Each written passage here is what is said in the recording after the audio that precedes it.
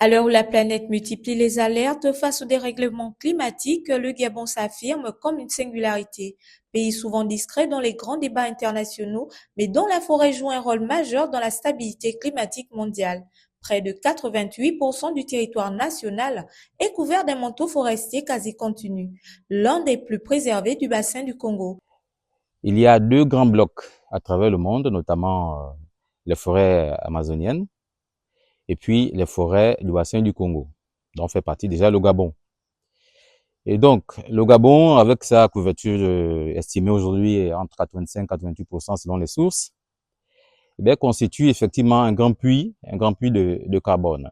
Chaque jour, des milliers d'arbres capturent le dioxyde de carbone, principal gaz responsable du réchauffement, et le transforment en matière vivante grâce à la photosynthèse.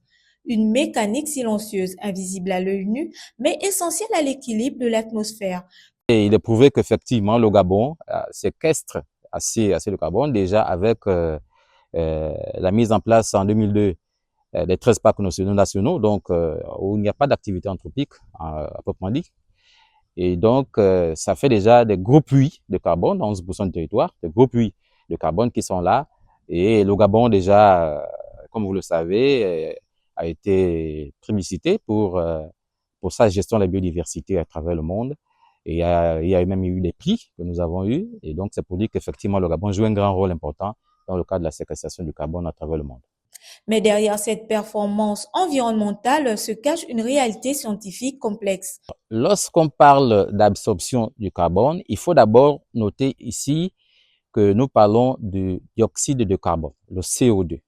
Donc, par le biais de la photosynthèse, les arbres ont cette capacité de fixer, donc d'absorber ce dioxyde de carbone pour pouvoir justement libérer dans la nature, dans l'atmosphère, l'oxygène et séquestrer donc le carbone qui est lié à cette molécule de CO2. Et donc, ce carbone qui est séquestré doit être évalué.